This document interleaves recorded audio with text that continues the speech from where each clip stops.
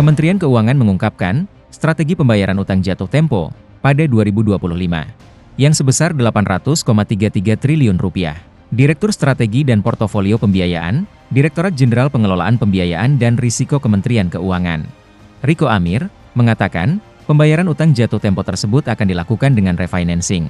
Refinancing adalah pembayaran utang dengan mengajukan pinjaman baru dengan ketentuan yang lebih menguntungkan. Misalnya seperti bunga yang lebih rendah atau tenor yang lebih panjang. Setiap utang jatuh tempo itu harus dibayar. Jadi sampai saat ini, kita tidak membuat semacam negosiasi lagi, bahwa kita akan cicil lagi.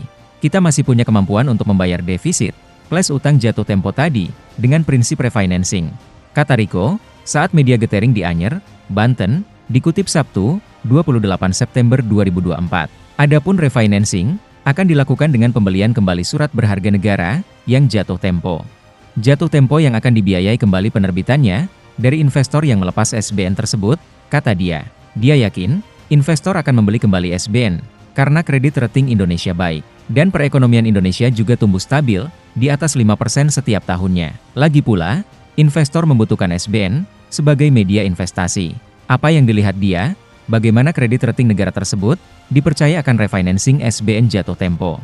Sepanjang dia tahu, bahwa negara yang dia investasikan kredibel, tuturnya. Sebagai informasi, total utang jatuh tempo pada tahun depan, sebesar Rp800,33 triliun, yang terdiri dari utang SBN sebesar Rp705,5 triliun, dan utang pinjaman Rp100,19 triliun. Nilai itu, jauh lebih tinggi dari nilai utang jatuh tempo pada tahun ini, yakni sebesar Rp434,29 triliun. Sebelumnya, Menteri Keuangan, Sri Mulyani Indrawati menjelaskan, tingginya nilai utang yang bakal jatuh tempo, dalam waktu dekat, bermula dari keputusan pemerintah, menarik utang secara signifikan, pada 2020, ketika pandemi COVID-19 merebak. Pada saat itu pemerintah membutuhkan pembiayaan, sekitar Rp1.000 triliun, untuk merespons, pendapatan negara yang turun signifikan. Oleh karenanya, pada tahun 2020, pemerintah dan Bank Indonesia sepakat, untuk melakukan penerbitan utang, dengan skema burden sharing.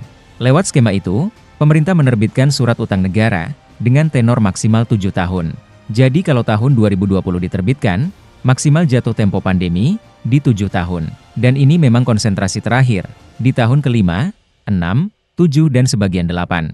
Ujar Sri Mulyani, dalam rapat bersama Komisi 11 DPR, di Gedung DPR, Jakarta, Kamis, 6 Juni 2024. Inilah yang kemudian menimbulkan persepsi, banyak sekali utang numpuk. Karena itu adalah biaya pandemi, yang mayoritas kita isu surat utangnya, berdasarkan agreement, sambungnya.